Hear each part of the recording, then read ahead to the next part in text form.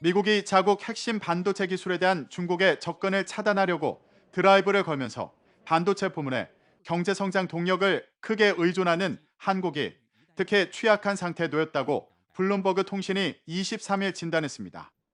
이 매체는 SK 하이닉스가 인텔에서 인수한 중국 다른 공장이 처한 불확실한 상황을 대표적인 사례로 상세히 조명했습니다. SK 하이닉스는 2020년 인수 계약 체결 이후 1차 작업으로 다른 랜드 플래시 공장 자산을 넘겨받았으나 2025년에야 2차 인수 작업이 마무리될 예정입니다. 이런 가운데 미 상무부는 2022년 10월 미국 기술을 사용한 첨단 반도체 장비나 인공지능 칩 등의 중국 수출을 제한하는 수출 통제를 발표했습니다.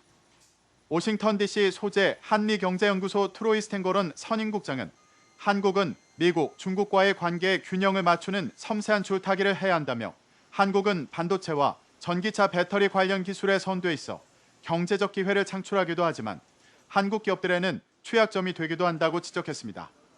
SK 하이닉스는 지난해 10월 삼성전자와 함께 미국 정부로부터 사전 승인된 기업에 지정된 품목 수출을 허용하는 검증된 최종 상자 방식으로 규제 유예를 받았습니다.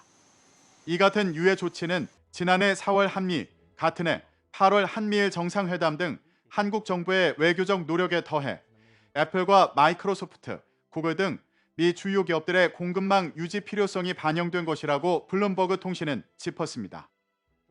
그러나 이 매체는 이런 유예 조치가 유지된다는 보장은 없으며 특히 오는 11월 미국 대선에서 도널드 트럼프 전 대통령이 재선에 성공해 백악관에 복귀한다면 더욱 그렇다고 관측했습니다. 공화당의 선두 주자인 트럼프 전 대통령은 집권 당시 중국과의 무역 전쟁에 나섰고 미국 우선주의를 앞세워 주요 동맹국과 마찰을 빚은 바 있습니다.